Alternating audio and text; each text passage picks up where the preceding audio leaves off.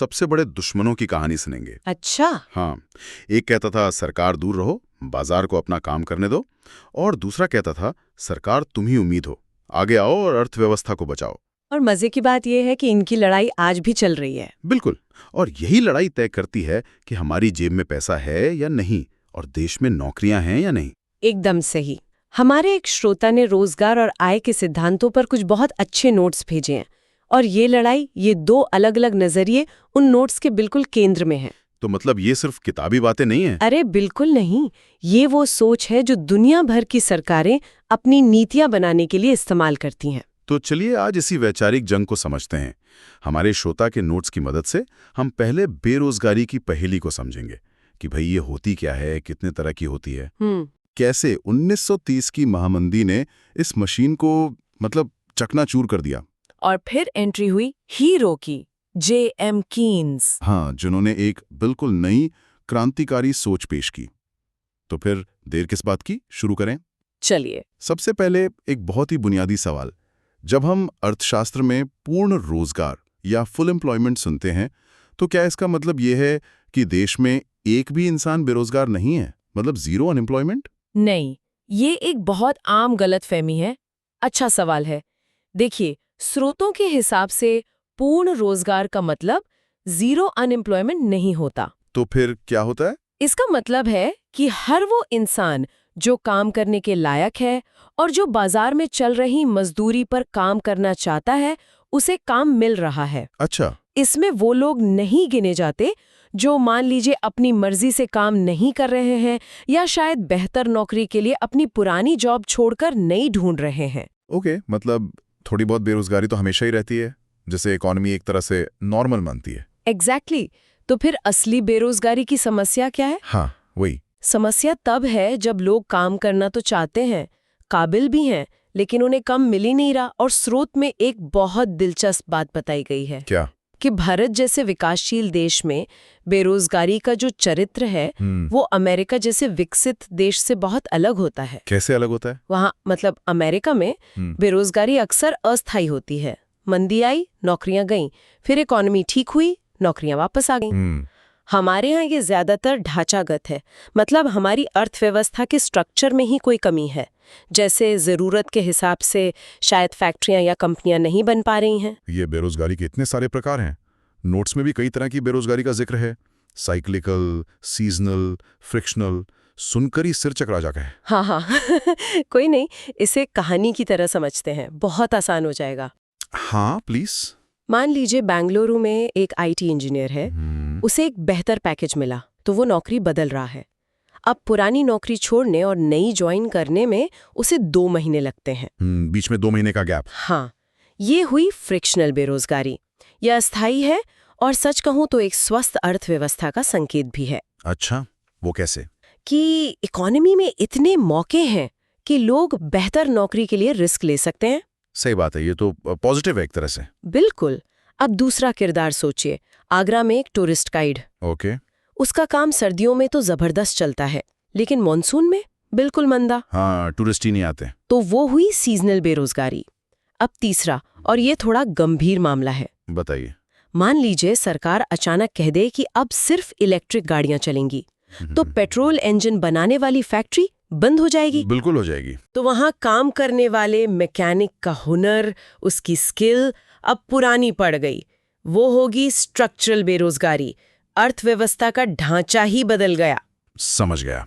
और जब पूरी अर्थव्यवस्था में ही मंदी आ जाए, जैसे 2008 में हुआ था, तब होती है साइक्लिकल बेरोजगारी, जब हर सेक्टर में लोग नौकरी से निकाले जाने लगें। ये सबसे खतरनाक होती है। और एक और है जिसका जिक्र हमेशा खेती के साथ होता है, छिपी हुई बेरोजगारी। ये क्या चीज है? ये भारत के लिए बहुत बहुत प्रासंगिक है। इसे ऐसे समझिए, एक खेत है, उस पे काम करने के लिए 5 लोगों की जरूरत है। ठीक है। पर परिवार बड़ा है तो घर के 8 लोग उसी खेत पर काम कर रहे हैं। अच्छा, मतलब काम 5 का है, कर 8 रहे हैं। एग्जैक्टली। तो वो जो 3 अतिरिक्त लोग हैं, वो छिपी हुई बेरोजगारी के शिकार हैं। वो काम करते हुए दिख तो रहे हैं, पर अगर उन्हें हटा भी दें तो खेत के उत्पादन पर कोई असर नहीं पड़ेगा। उनका योगदान मतलब आउटपुट 0 है। अरे वाह, ये तो बहुत अच्छे से साफ हो गया। लेकिन बड़ा सवाल तो ये है कि अर्थशास्त्री इसे ठीक करने के बारे में सोचते कैसे थे। यहीं से क्लासिकल और कीन्स की कहानी शुरू होती है ना? हाँ, और कहानी शुरू होती है क्लासिकल अर्थशास्त्रियों से, एडम स्मिथ, जेबी से। उनका एक अटूट विश्वास था। किस चीज में? वो मानते थे कि अर्थव्यवस्था एक सेल्फ हीलिंग मशीन है, मतलब खुद को ठीक कर लेने वाली मशीन।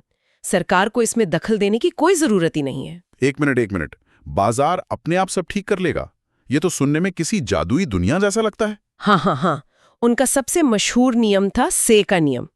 पूर्ति अपनी मांग स्वयं बनाती है, मतलब सप्लाई अपनी डिमांड खुद बना लेती है। मुझे ये बात कभी हजम नहीं हुई। मतलब अगर मैं आज 10 लाख पेन बना दूं तो वो अपने आप बिक जाएंगे? ये कैसे हो सकता है? आपका सवाल बिल्कुल जायज है, और कीन्स ने भी यही सवाल उठाया था। लेकिन पहले क्लासिकल नजरिया समझते हैं। ठीक है। उनके हिसाब से जब आप 10 लाख पेन बनाते हैं तो आप हवा में तो नहीं बनाते। आप मजदूरों को मजदूरी देते हैं, जमीन का किराया देते हैं और खुद मुनाफा कमाते हैं। सही बात है। तो 10 लाख पेन की सप्लाई करने की प्रक्रिया में आपने समाज में ठीक 10 लाख रुपए की आय भी तो पैदा कर दी। अच्छा, तो वो मजदूर, जमींदार और मैं, हम सब मिलकर उस 10 लाख रुपए से बाजार में जाके दूसरी चीजें खरीदेंगे, जिससे डिमांड पैदा होगी। एग्जैक्टली। इसीलिए सप्लाई अपनी डिमांड खुद बना लेती है। उनकी दुनिया में ओवर प्रोडक्शन हो ही नहीं सकता। और अगर लोग पैसा बचा लें तो भी कोई दिक्कत नहीं। वो उसे बैंक में रखते हैं और बैंक उस पैसे को किसी निवेशक को लोन दे देता है, तो बचत भी निवेश में बदल जाती है। इस परफेक्ट सिस्टम में बेरोजगारी की कोई जगह ही नहीं है। लेकिन असल दुनिया तो इतनी परफेक्ट नहीं होती। इस परफेक्ट सिस्टम की कुछ शर्तें भी तो होंगी। बिल्कुल, और वो शर्तें ही इसकी सबसे बड़ी कमजोरी थी। पहली, बाजार में पूरी प्रतिस्पर्धा है। दूसरी और सबसे जरूरी, मजदूरी और कीमतें पूरी तरह लचीली हैं। लचीली मतलब अगर बेरोजगारी है तो मजदूर कम तनख्वाह पर काम करने को राजी हो जाएंगे, मजदूरी घटेगी और सबको काम मिल जाएगा। और तीसरी शर्त, सरकार का कोई हस्तक्षेप नहीं। और फिर आई 1930 की महामंदी, हाँ, जिसने इस पूरी परफेक्ट मशीन वाली सोच को चकनाचूर कर दिया। अमेरिका और यूरोप में लाखों लोग बेरोजगार थे, फैक्ट्रियां बंद थी और ये परफेक्ट मशीन चुपचाप खड़ी देख रही थी। वो खुद को ठीक नहीं कर पा रही थी। और यहीं पर कीन्स की एंट्री होती है, एक धमाके की तरह। उन्होंने एक बहुत मशहूर बात कही, in the long run we are all dead. मतलब हम सब लंबी अवधि में मर जाते हैं। क्लासिकल कहते थे कि लंबी अवधि में सब ठीक हो जाएगा। कीन्स ने कहा लोगों को अभी नौकरी चाहिए, अभी खाना चाहिए। तो उन्होंने क्लासिकल सिद्धांत को चुनौती कैसे दी? उनका मुख्य तर्क क्या था? उन्होंने सेस के नियम को सिरे से खारिज कर दिया। उन्होंने कहा असल दुनिया में लोग अपनी सारी कमाई खर्च नहीं करते, वो बचत करते हैं, और ऐसा बिल्कुल जरूरी नहीं है कि जितनी बचत हो उतना ही निवेश भी हो जाए। क्यों नहीं? क्योंकि मंदी के दौर में जब भविष्य अनिश्चित लगता है तो लोग पैसा बचाकर तिजोरी में रखना पसंद करते हैं और कंपनियां नया निवेश करने से डरती हैं। तो अगर बचत निवेश से ज्यादा हो गई, इसका मतलब पैसा सिस्टम से बाहर लीक हो रहा है? नहीं। तो कुल मांग कुल सप्लाई से कम रह जाएगी। बिल्कुल। और यहीं से केन्स का क्रांतिकारी आइडिया आता है, प्रभावपूर्ण मांग या इफेक्टिव डिमांड। ये क्या है? उन्होंने कहा कि रोजगार का स्तर इस बात से तय नहीं होता कि कितनी सप्लाई हो रही है, बल्कि इस बात से तय होता है कि अर्थव्यवस्था में कुल मांग कितनी है। अगर लोग और कंपनियां मिलकर पर्याप्त खर्च नहीं कर रहे तो फैक्ट्रियां अपना उत्पादन घटा देंगी। और उत्पादन घटाने का सीधा मतलब है लोगों को नौकरी से निकालना। सही पकड़ा। तो केन्स ने पूरा खेल ही पलट दिया। क्लासिकल कहते थे सप्लाई अपनी डिमांड खुद बनाती है। कीन्स कह रहे थे डिमांड अपनी सप्लाई खुद बनाती है। अगर मांग होगी तो उसे पूरा करने के लिए सप्लाई और रोजगार अपने आप पैदा होंगे। यही उनकी सबसे बड़ी देन थी। और इसी से उनका दूसरा बड़ा आइडिया निकला, अल्प रोजगार संतुलन, यानी अंडर एम्प्लॉयमेंट एक्विलिब्रियम। इसका क्या मतलब हुआ? क्लासिकल मानते थे कि अर्थव्यवस्था हमेशा फुल एम्प्लॉयमेंट पर ही संतुलन में रहती है। कीन्स ने दिखाया कि एक अर्थव्यवस्था भयानक बेरोजगारी की स्थिति में भी संतुलन में आ सकती है, एक जाल में फंस सकती है जहां से वो अपने आप बाहर नहीं निकल पाएगी। एक जाल? तो इस जाल से बाहर कैसे निकला जाए? अगर लोग खर्च नहीं कर रहे, कंपनियां निवेश नहीं कर रही, तो फिर मांग कौन पैदा करेगा? कीन्स ने कहा सरकार करेगी। सरकार? हाँ, जब अर्थव्यवस्था का इंजन ठंडा पड़ गया हो तो सरकार को उसे धक्का लगाना पड़ेगा। कीन्स ने कहा कि मंदी के समय सरकार को जानबूझकर घाटे का बजट बनाना चाहिए और पैसा खर्च करना चाहिए, सड़कें बनाओ, पुल बनाओ, कुछ भी करो। अच्छा। जब सरकार खर्च करेगी तो लोगों की जेब में पैसा आएगा। वो पैसा लेकर बाजार जाएंगे, मांग बढ़ेगी।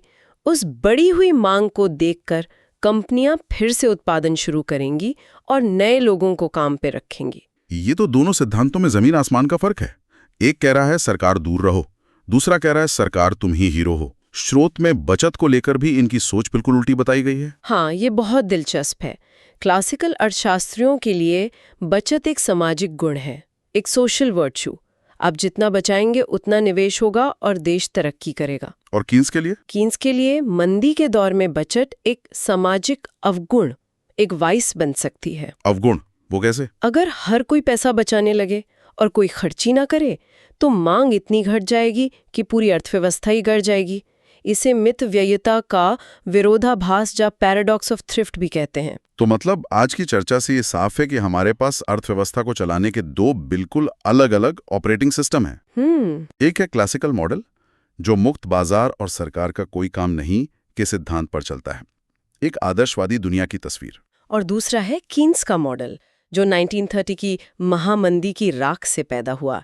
ये कहता है कि बाजार इम्परफेक्ट होते हैं और अर्थव्यवस्था बेरोजगारी के जाल में फंस सकती है। और इस जाल से निकलने के लिए सरकार का हस्तक्षेप एक जरूरी औजार है। बिल्कुल। ये भी लगता है कि कोई एक सिद्धांत हर समय के लिए सही नहीं हो सकता।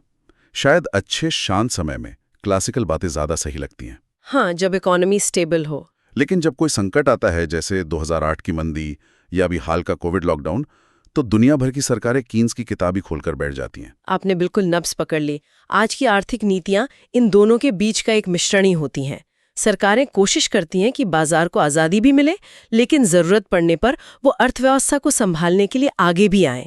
इन दोनों के बीच सही संतुलन खोजना ही असली चुनौती है। और यहीं पर हम अपने श्रोताओं के लिए एक अंतिम विचार छोड़ना चाहेंगे। जरूर। हम आज एक ऐसी दुनिया में हैं जहां आर्टिफिशियल इंटेलिजेंस मतलब एआई और ऑटोमेशन नौकरियों की परिभाषा को ही बदल रहे हैं।